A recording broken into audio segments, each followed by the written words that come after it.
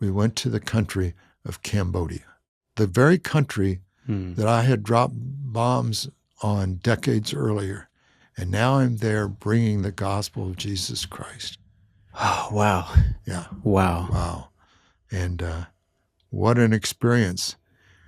I can't even hardly get my head around this. I know.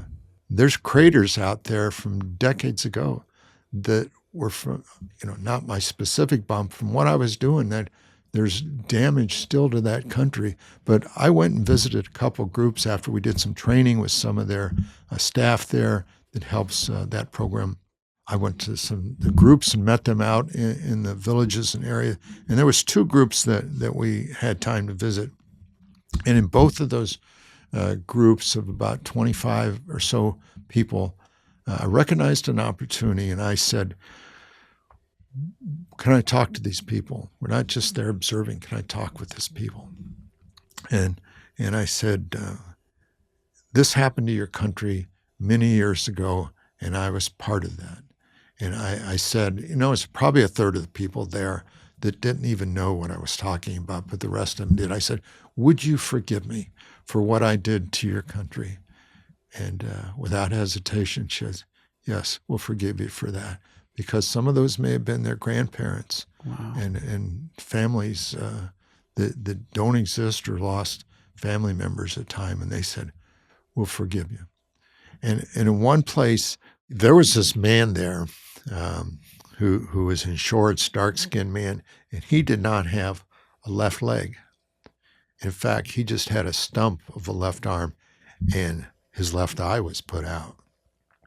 He had stepped on a landmine in the ground 20 years after that war was over. There's bombs today, and we're 50 some years later or more, and there's bombs that are still active.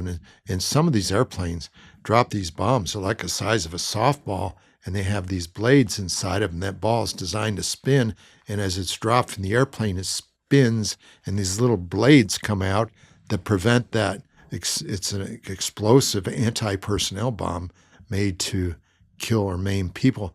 And it hits the ground, and those blades keep it from going very deep in the ground. And there it is right under the surface. And there's hundreds of thousands of them today, especially in Cambodia. And they're still active, and they'll be active for decades to come, perhaps, before they really decay away and become inactive. 20 years after the Vietnam War and my bombing in Cambodia, this guy stepped on one of those, and it blew basically the left side of his body off. And I went over and I saw the opportunity. I hugged that man just for a moment. And I knew there was something happened there that was gone. All that was gone. Yeah, it's a memory today, but this is a new life. These people have needs. They need the gospel. I know the gospel, so rather than raining death from the skies, here I was bringing the life-giving word of Jesus Christ to these people.